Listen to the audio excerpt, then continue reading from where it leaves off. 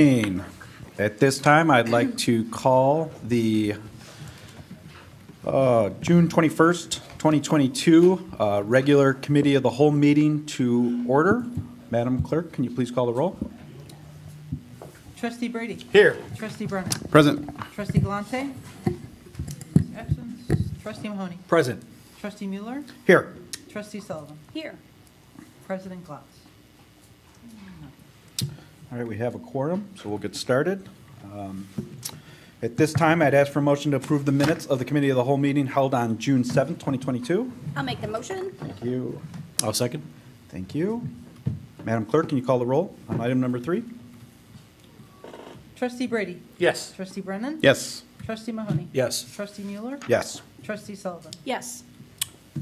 That motion carries. Item number 4, at this time, we are going to consider an agreement with the Horton Group as an employee benefit consultant. You taking this one, Hannah? Yep, I will take this one. Thank you, Trustee Mueller. Just by means of history, real quick, we have typically engaged in reviewing our employee benefits and consulting brokerage services every 3 years upon contract expiration. The last 2 years, we did just do 1-year agreements, given COVID and timing of some changes and whatnot. So this past May, we did go out for an RFQ.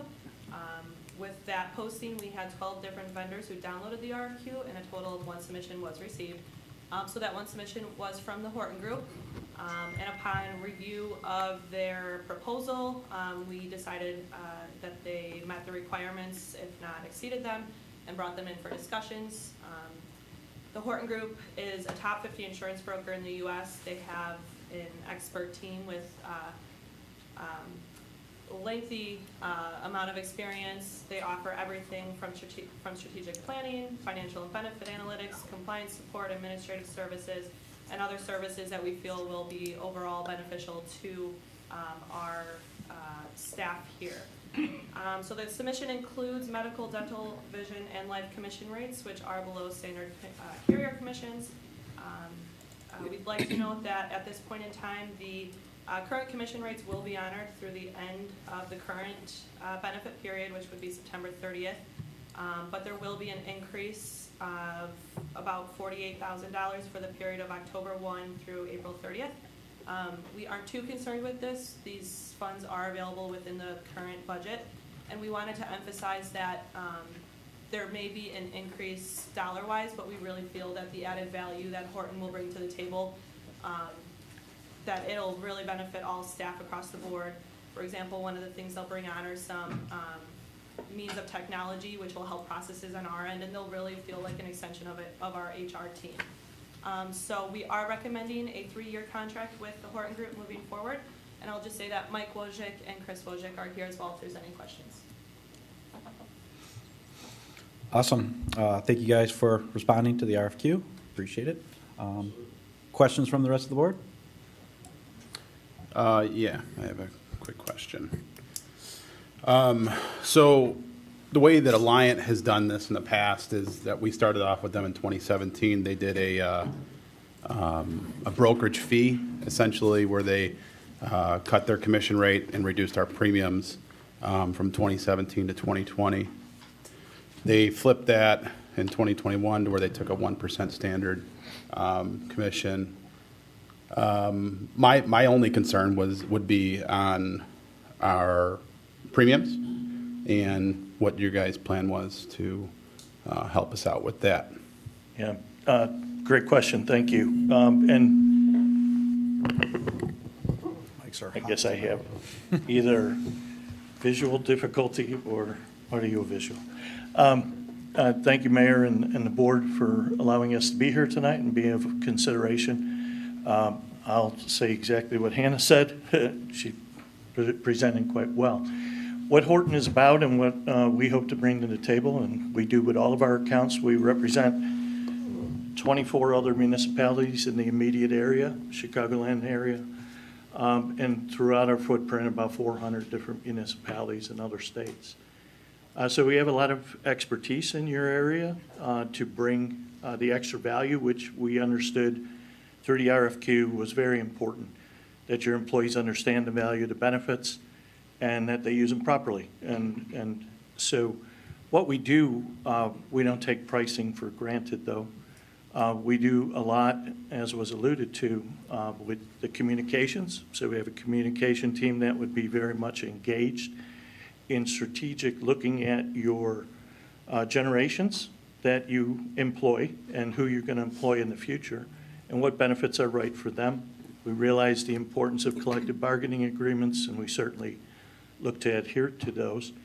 But in our work with the other 24 entities in the more immediate area with similar provider networks, Blue Cross and similar carriers, we've introduced innovation and new ideas, wellness, the benefit technology portal to engage spouses, not just the employees at an open enrollment meeting.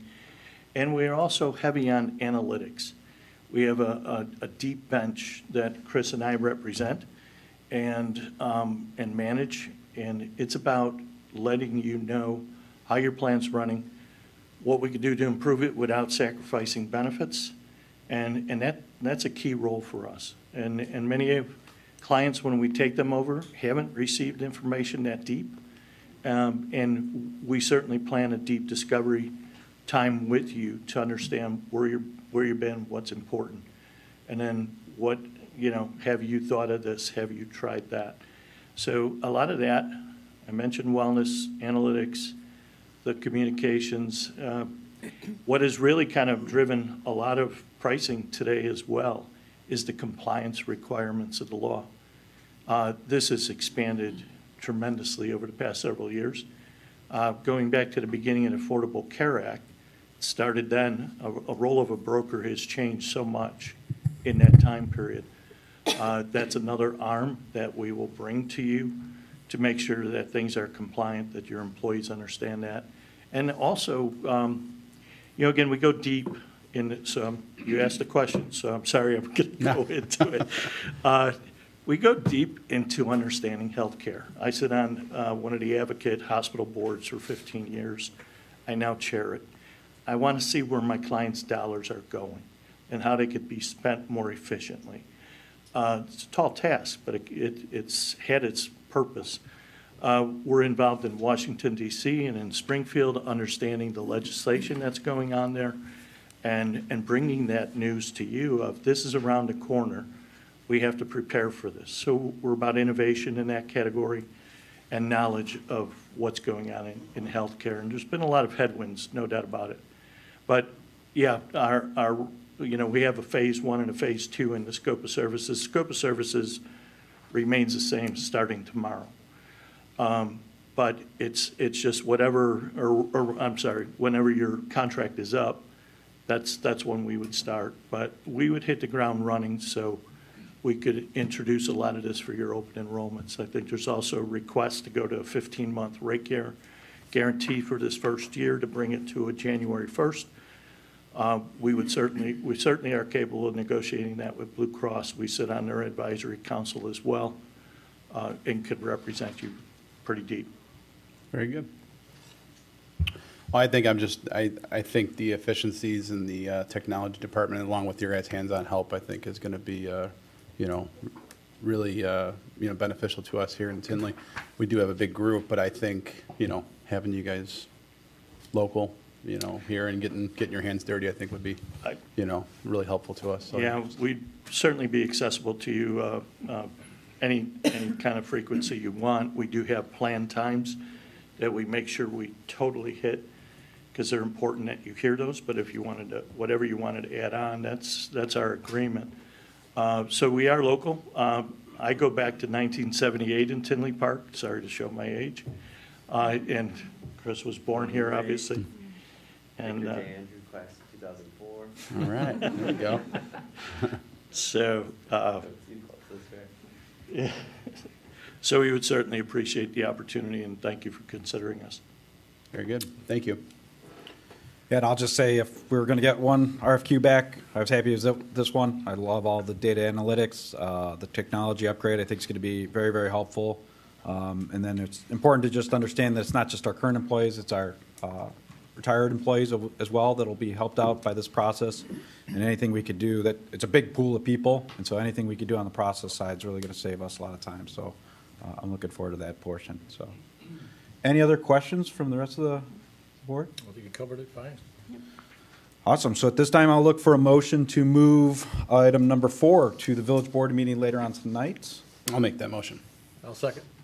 Thank you. Madam Clerk, would you call the roll? Trustee Brady. Yes. Trustee Brennan. Yes. Trustee Mahoney. Yes. Trustee Mueller. Yes. Trustee Sullivan. Yes. That motion carries. At this time, thank you, guys. Thank you.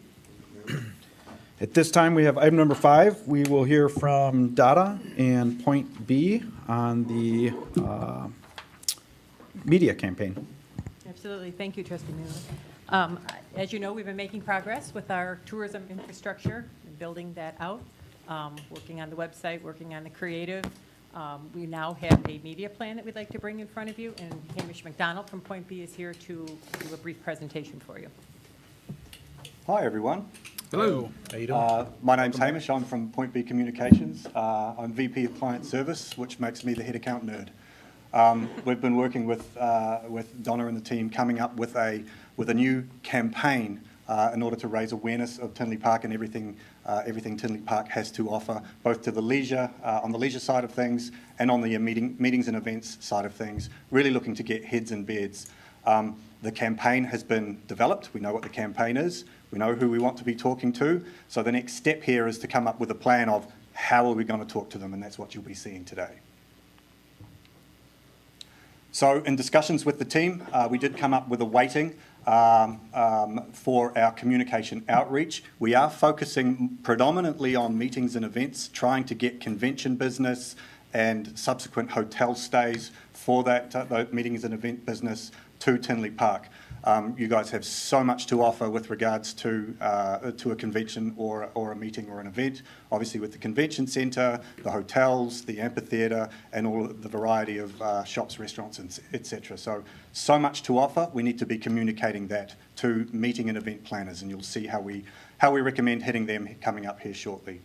And then also, we need to be hitting a leisure audience, really trying to get visitors to Tinley Park to come to our restaurants, to come to our shops, and experience everything Tinley Park has to offer.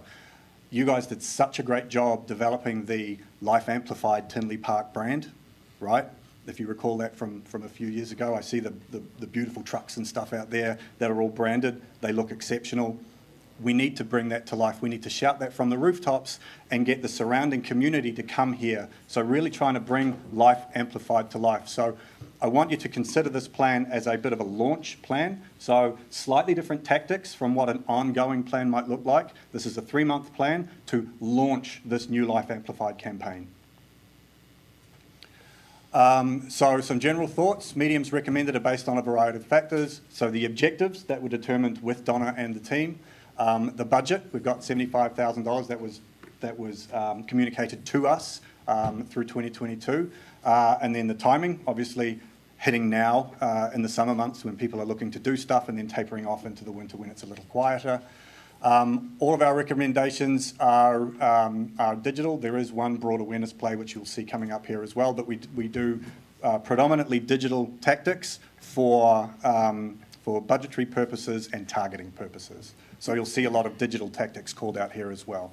The beauty of digital, obviously, is you can pivot on a dime. You can see your results. You can chop and change things. You can move budgets around. What's working, what's not. Let's allocate our dollars to those tactics that are working best for us.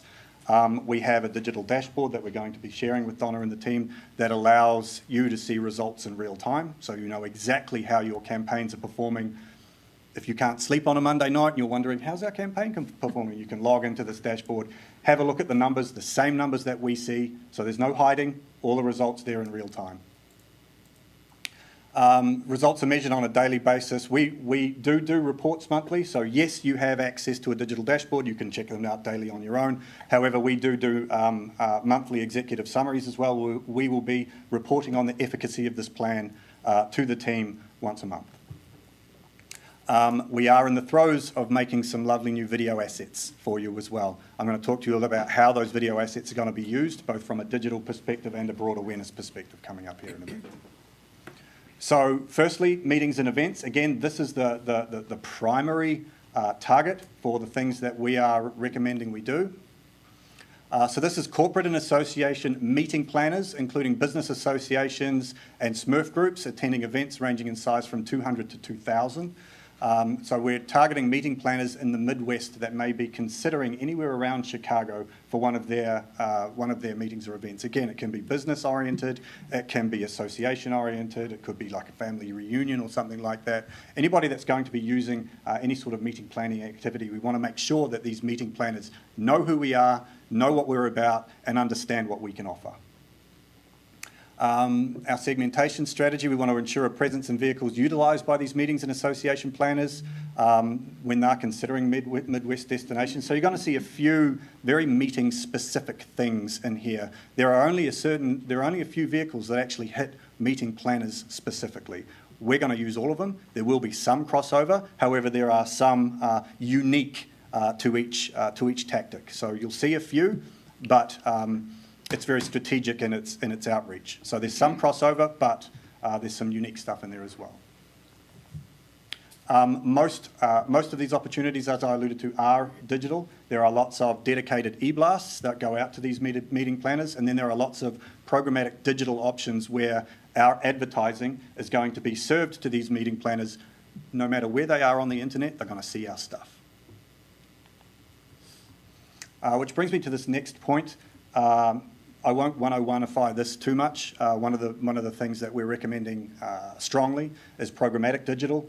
That is where we are actually buying the audience. We're not buying any particular vehicle or anything like that. So we're not placing banners on ESPN. We're not placing banners on CNN or what have you. We're going, we want this person. We want this meeting planner specific person in this geography, and wherever he is or she is on the internet, they're going to see our advertising. That's how programmatic works. So very, very, very, very targeted digital tactics here. So programmatic digital meetings and events, my eyes aren't what they used to be, but what those black boxes are trying to show you is the granularity of the targeting that we can use. We can really, really identify these specific people and make sure that they are being served. I haven't admitted yet that I need glasses, so I borrow my wife's. So we're recommending programmatic digital for meetings and events, and you'll see that we're recommending this for leisure as well. Again, allows us to get very, very granular targeting, and we make sure that these people see wherever they are on the internet. LinkedIn, again, because we're talking to meeting planners, this is meeting planners specifically, so this is not a Facebook play, this is a LinkedIn play, more of a B2B thing. We're able to target meeting planners specifically. Again, if I could read that, those little blue bars up there, you would see that they're all very meeting planner specific job titles that we're able to identify in LinkedIn, and we're able to advertise to them on LinkedIn. So this is our social play for our meetings and events planners. And then these next few things are meeting and event specific tactics. So North Star Meetings Group, actually I'm going to flip through these pretty quick. There's North Star Meetings Group, which has meetings and conventions, successful meetings, sports travel, meeting news, a ton of publications. They have dedicated e-blasts and they have banner advertising opportunities that we are going to use. In fact, here is the database of stuff that we can select from. So we can get very, very, very granular with North Star Meetings and Events to hit very specific meeting planners in a very specific geography. Same with MPI Chicago. This one's a lot more Chicago-centric. Same deal, dedicated e-blasts and display advertising with MPI Chicago. Illinois Meetings and Events. Midwest Meetings. And again, you might think, wow, do we need all of these? Well, the short answer to that is yeah. There are unique people to each of these tactics. We want to make sure that we're talking to all of our meetings and events planners in the areas to get them to consider Tinley Park as a destination for their meetings. And again, that's a flow chart. It tells you how the dollars are allocated over the course of this next 3 months. And again, please everybody consider this a launch campaign. We need to get this new campaign, our Life Amplified campaign, we need to get it out there. We need to be shouting it from the rooftops over the next 3 months. So programmatic, LinkedIn, North Star, MPI Chicago, Illinois meetings and events, and Midwest meetings. And that equates to round about $40,000 of our $70,000 budget.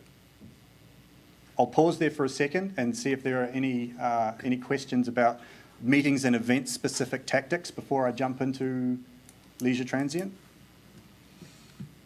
Questions from the group? Doing fine. I will say that I still struggle with LinkedIn as this business-to-business platform. I always just saw it as a go find a job platform, but I do understand that the industry's changed quite a bit.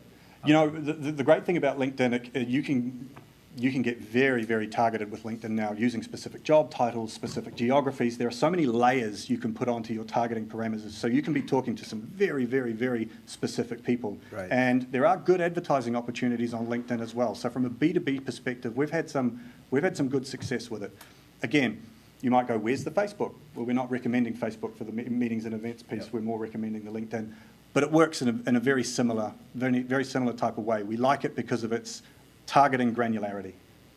And again, the beauty of it is, if we run it and it's doing nothing for us, we'll switch it off, we'll take those dollars and we'll put them in something that does work for us. Yep, and that's exactly what Donna and I were talking about just before this. So yeah, again, the beauty of digital, very, very, very flexible. Okay, so for our leisure market defined racially diverse group, predominantly in 30s and 40s, but who could potentially be anywhere from 18 to 80, tend to be upper middle class with a household income ranging from 75 to 150. All of these details were determined with Donna and the team as well. Most travel to Tinley Park from across the Midwest, mainly from the Chicagoland area, important note. Whether they're coming here to enjoy a memorable night out or a great weekend away, their plans usually centre around seeing one of the musical acts that perform in the village every year. That's why I love this Life Amplified brand you guys got going on so much. I think it just speaks to what this village has to offer so well. Others come to Tinley Park to experience shopping, dining, and everything else Tinley Park has to offer. I mentioned programmatic before, same deal here. Programmatic, we're buying the audience, we're not buying the vehicle, the site. We're determining who these people are, and then we are serving them advertising programmatically wherever they are on the internet. They could be on CNN, they're going to see our ads. They could be on ESPN, they're going to see our ads. Wherever they are, they're going to see them. And then, so we determine our audience, we figure out who they are, we're able to add behavioural layers on top of that as well. So again, we can get very granular with our targeting. I will hurry up. Okay, this one here. So we are recommending cable TV. And again, really important, I want you to consider this as a launch plan. And again, we want to get this Life Amplified brand out there, and we need to be shouting it from the rooftops. Cable TV is a broad awareness play.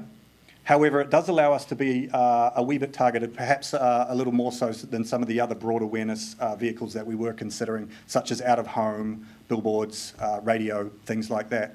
With the cable TV, we're able to identify the exact neighbourhoods we want to hit. We're able to identify the channels we want to be on, etc., and able to run on those channels. We're able to layer in those demographic and psychographic things that we want to be hitting. In fact, the next slide talks about this a little bit. We're hitting this suburban style target audience, comfortable lifestyle, suburban living, politically diverse, family-centric, financial investments, 35 to 45, 125 to 150,000. So again, we're able to put these types of demographic profiles on top of our cable buy and make sure that these folks are going to see our lovely cable spot when they're watching TV. A broad awareness play, however, it does have targeting parameters built into it. And so this, so for the leisure, and again, this is a launch plan. Once we've got some broad awareness out there, we've had our campaign up and running. Once we move on to the next plan, we might be considering some other more targeted options. But for a launch plan, we need the big. Here we are. So you're looking at this is 30,000 of the 70,000. So 40,000 for meeting and events, 30,000 for the leisure transient. And that's all I have to say about that. Thank you. Any questions on the leisure transient piece? Any questions from the board? No, good to see it. Yeah, I'll just Go ahead. No, I was just saying, I'm excited about it. It's nice to see this all coming together.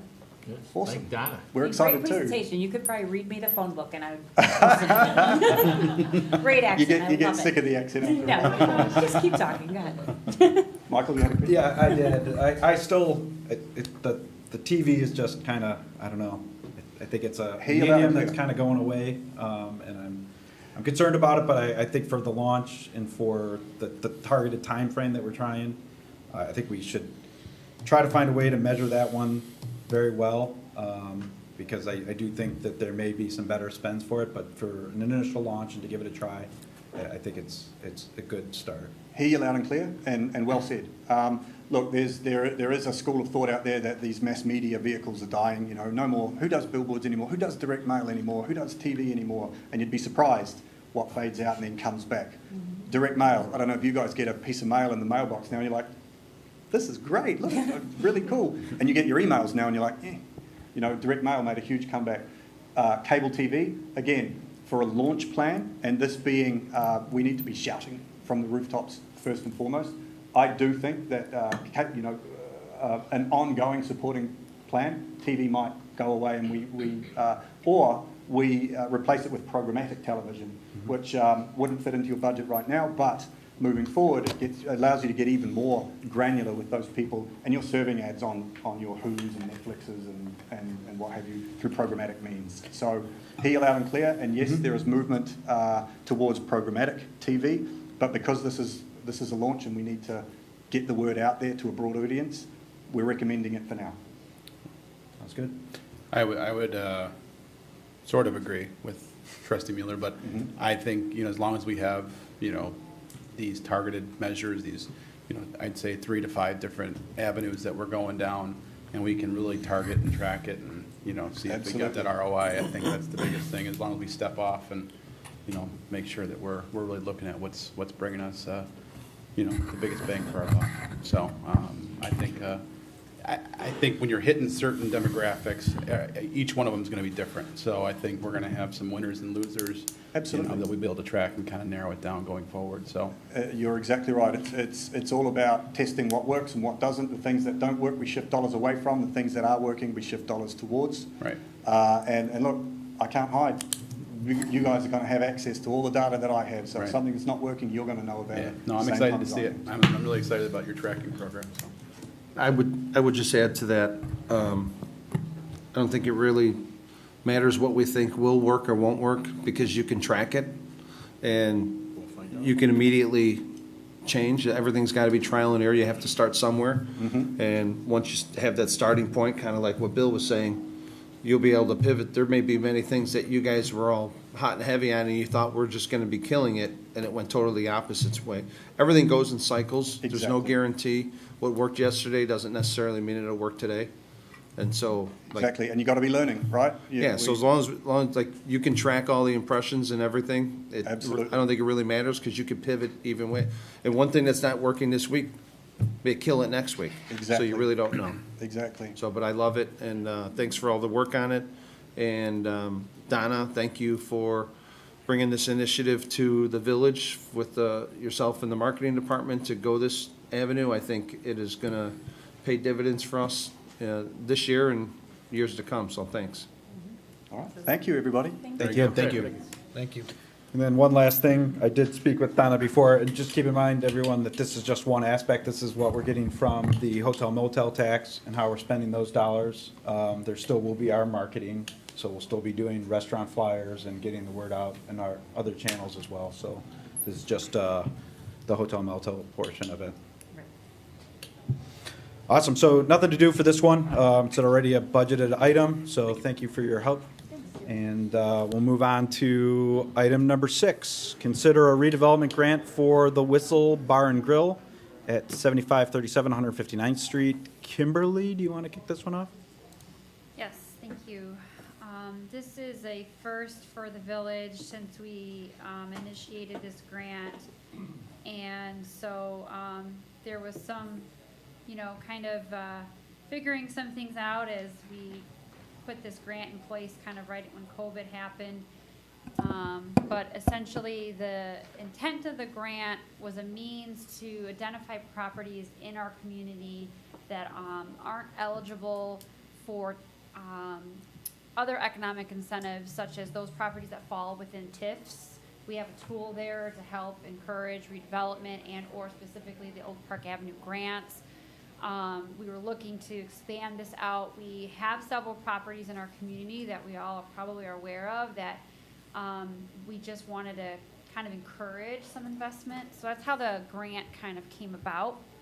Initially, we have not had anybody apply for it up until recently. Mark Mikesell with the Whistle Sports Bar and Grill, he had a proposal to enclose the existing outdoor patio that's there today, enclose it for all year-round purpose. We're starting to see a lot of that more with Chicago's weather being either too cold, too hot, or too buggy. It gives the flexibility for restaurants with these new kind of windows and door systems. You can open them up during the nice times and close them up when the weather isn't so favorable. But you still get use of the area, which translates hopefully to additional revenue.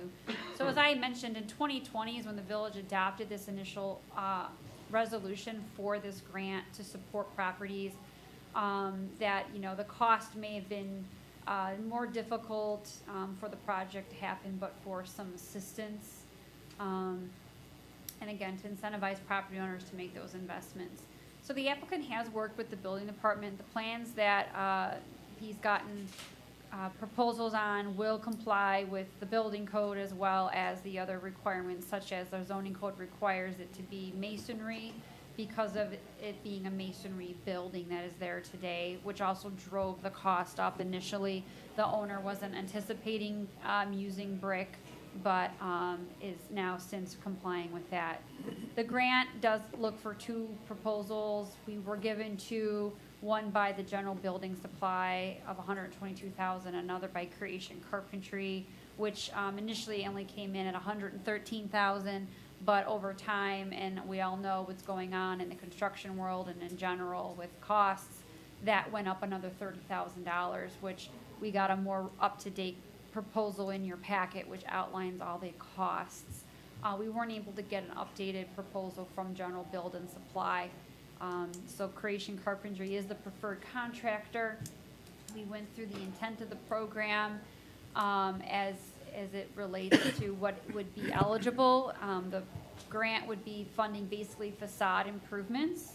That is what this work would be eligible for. ECC kind of went through this, the standards, knowing that it hasn't been utilized yet. They thought this could be a good catalyst for getting the grant out there and people more aware of it, so they were leaning towards wanting to help with the proposal and issuing the full amount, which it's a maximum of $30,000 or 50%. We only allocated $90,000 to the program, so in theory, the thought was maybe 3 properties at the max would, you know, be able to get that amount. So this was reviewed at ECC at their meeting, and they did recommend a 5-0 approval with the amount not to exceed $30,000. We also have Mark here who can speak more to his business and the project itself, but in the packet, the bid proposal from Creation Carpentry, I highlighted specifically the items that would be eligible for the grant, which exceeds the amount as far as what we'd be able to pay, but he would be able to get the $30,000. So I think he wants to start on this relatively very quickly, so costs don't continue to rise. But that's the summary of the grant program. Happy to answer any questions. Thank you, Kimberly, and thank you, Mark, for coming tonight. And we will take questions from the board on this item. Yeah, I just wanted to add, real quick, I know, Mark, you gotta go, that you put a lot, anyone that knows the history of that place, that strip mall has been vacant for a very long time before Mark came into town. If anyone remembers, it used to be a GeoFits. Mark's probably Well, everybody rented, remembers that. And that's Mark, where it's at. you've probably rented, 40 or 50% of that strip mall now with, keep expanding, so, thanks for your commitment to the village, and it gives us actually more seating now that he can't utilize in the winter, that now he'll be able to use that, which weekends during the week, he could fill more tables, which generates more sales tax, more revenue for himself. And it keeps that whole strip mall vibrant, which it was vacant for a long time, so thanks, Mark. Well, thank you guys for giving us the opportunity. Any other questions from the board on? I just have a question more to Kimberly about the grant. So he's the only business that applied for it. Is there a deadline on that grant for people, like if there's 90,000 available and Right. only 30,000 is used? I mean, is there?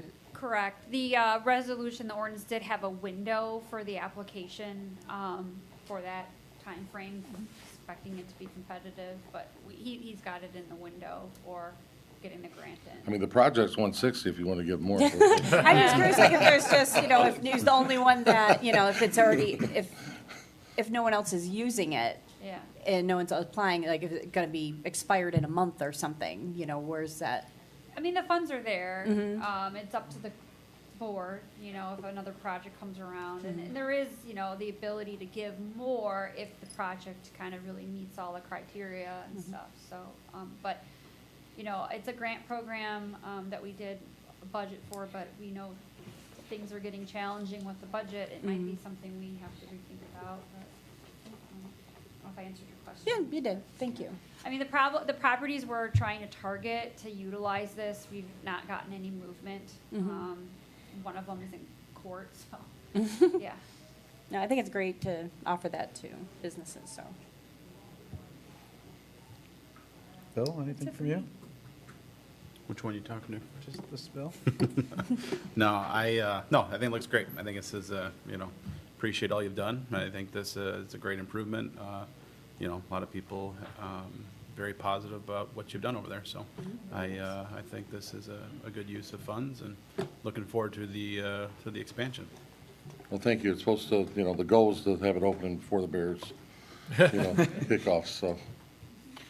And so will these windows be able to like open and close as the weather Yeah, so permits? they're gonna slide behind the columns, so like, and even in the summer when it rains, the wind blows that way, Right. so, or like today, no one wants to sit Windows closed outside, today. I got the garage doors closed, so the garage doors will be open, and then, it'll be able to be, the air conditioners are compatible, and then we got heaters out there already, through the COVID process when we just kind of wrapped it, if you guys remember, so, but those slide back, and then they'll have screens, so it'll be full use, just based on the weather, so it'll be nice. Yeah, I think it looks awesome because I think there's going to be days in November that you're going to be opening the windows. Absolutely. And there's going to be early days in early spring.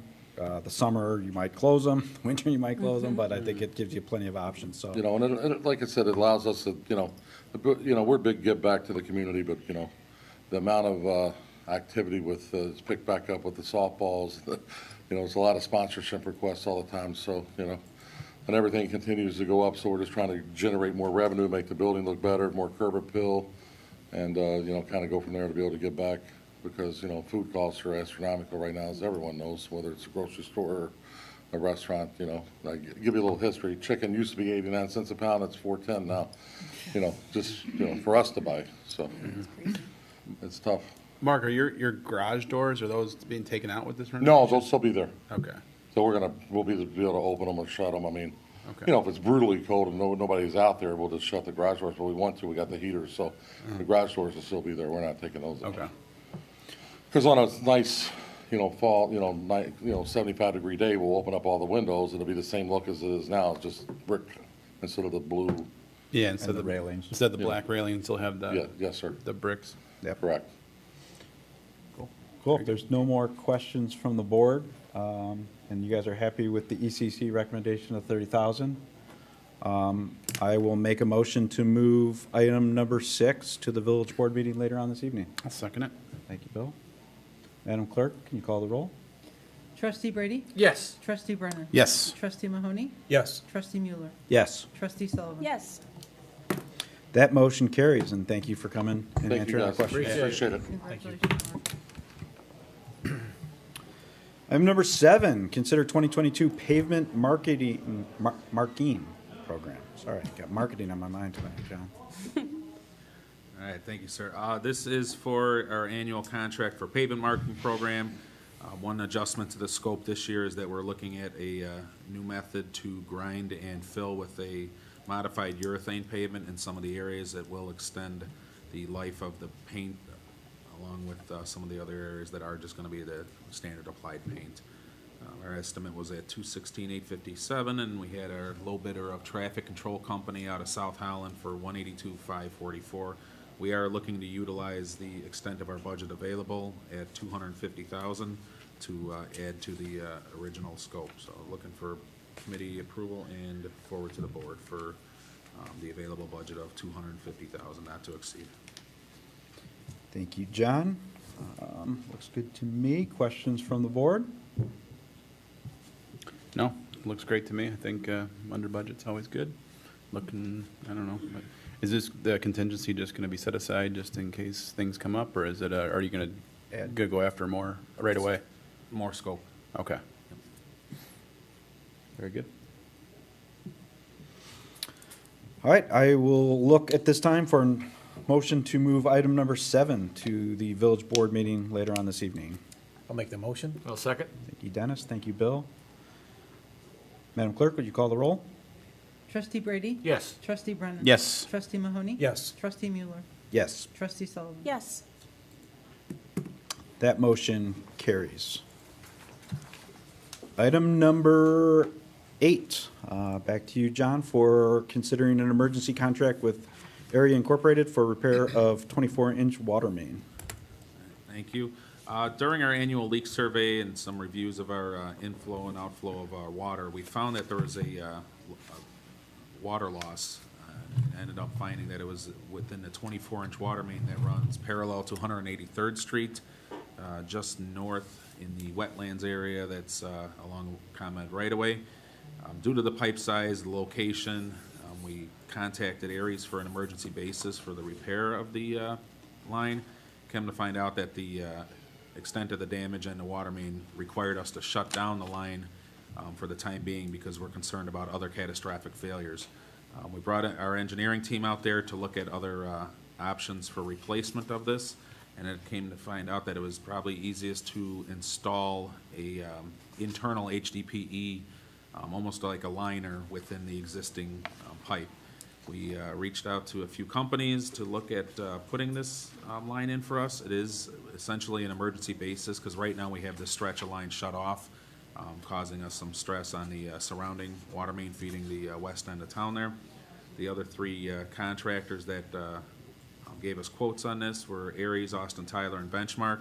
Aries was the lowest quote that we received. We are looking for Aries to do the work on an emergency basis, and this is not going out to bid, so we're looking for the committee and board to approve emergency repair for the amount of $371,835. Thank you, John. Questions from the board?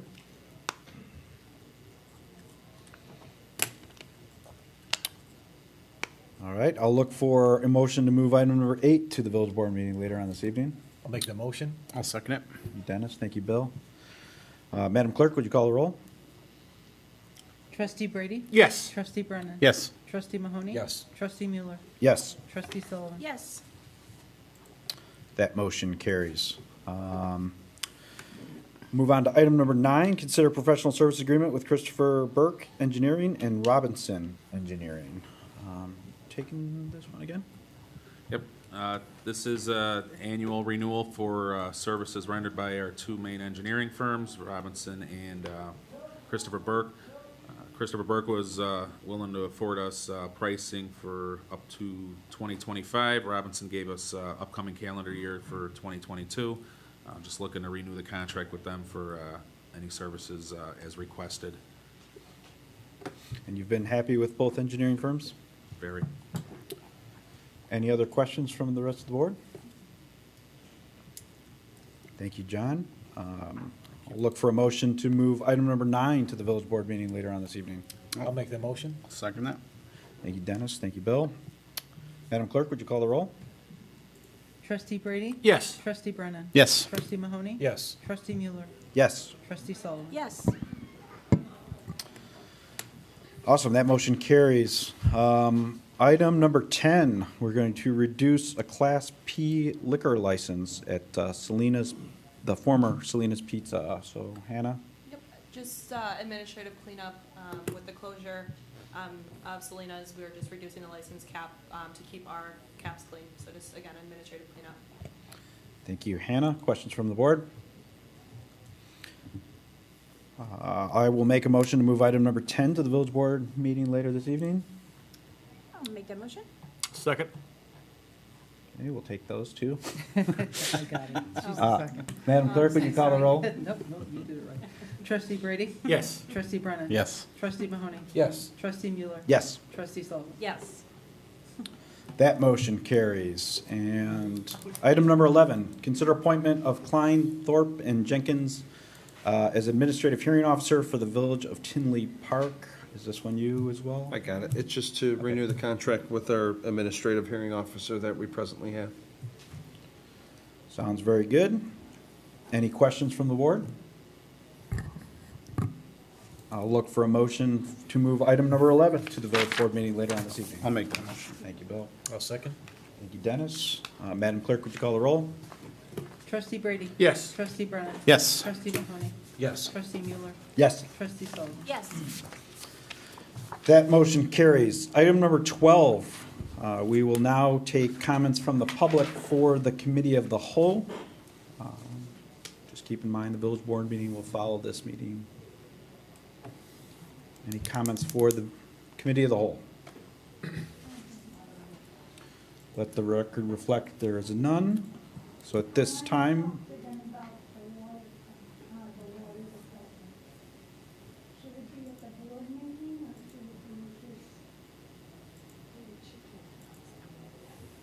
Yeah, then this way she doesn't have to wait around. yeah.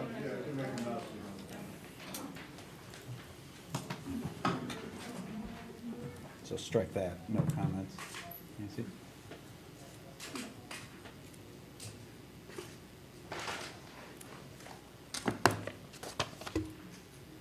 Thank you. Tom, would you mind staying over there, Tom? Thank you. Legally, my name is Agnes, but I'm better known as Mary Paisano. I've lived in Tinley Park for 54 years, 42 years across the street in Tinley Terrace. In the last 12 years, I moved out to Brookside Glen because of my disabled child's situation. I'm here tonight to address a problem I'm having with the water department. In May, I received a bill from the water department for my home at 7414 Richfield Lane in Tinley Park here for $4,240.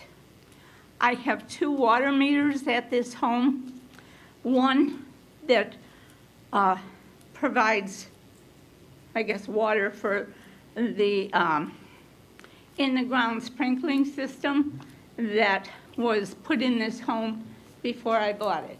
I bought it when it was 5 years old in 2010.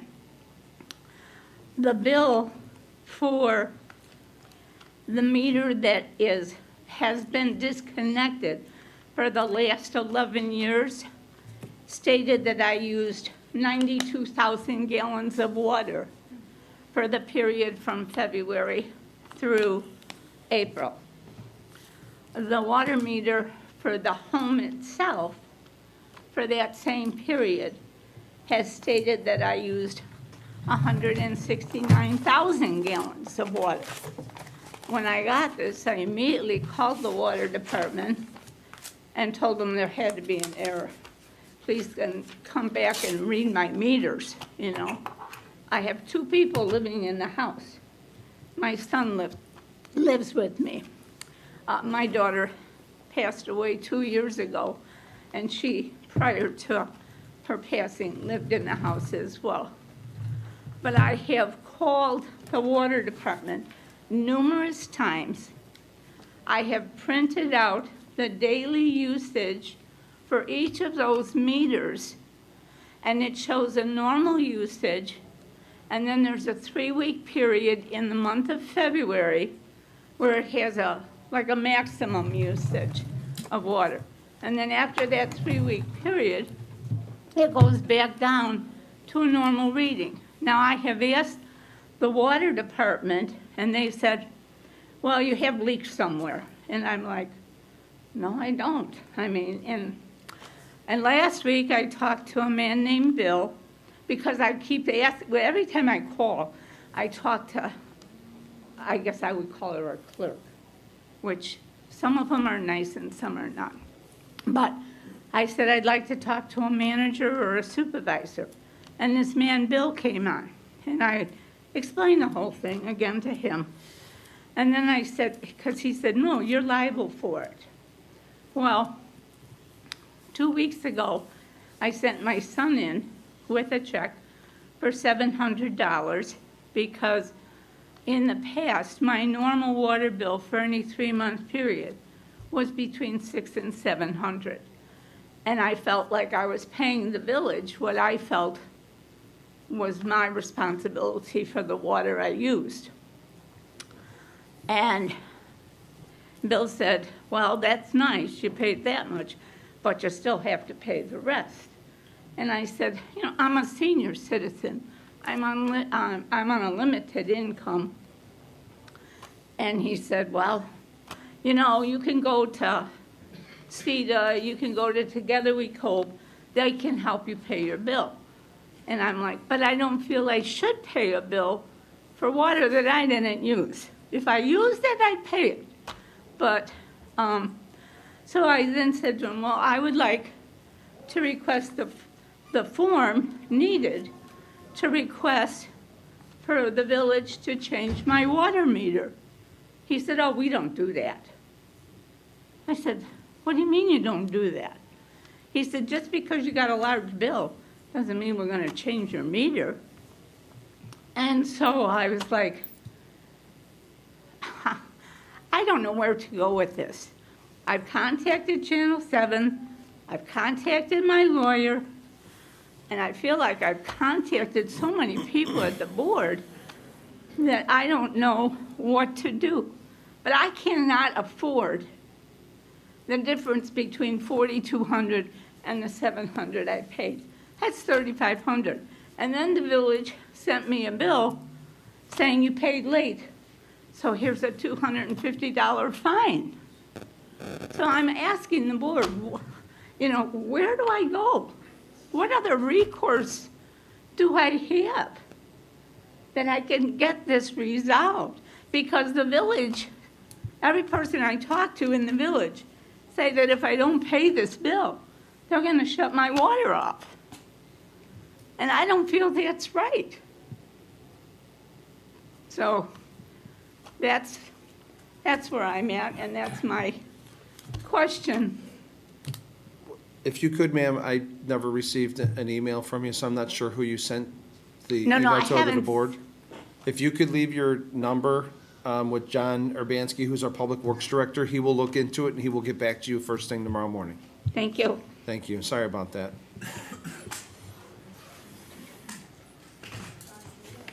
Yeah, John, can you? That's not me.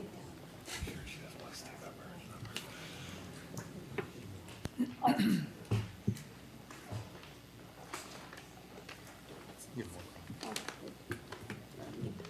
sorry.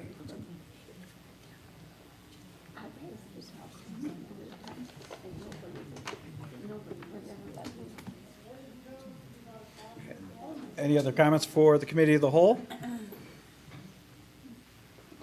Seeing none, I will ask for a motion to adjourn the committee of the whole meeting. I'll make that motion. Thank you, Dennis. Thank you, Bill. Second? Madam Clerk, please call the roll. Trustee Brady? Yes. Trustee Brennan? Yes. Trustee Mahoney? Yes. Trustee Mueller? Yes. Trustee Sullivan? Yes. That motion carries. We are adjourned at 6:55 PM. Thank you.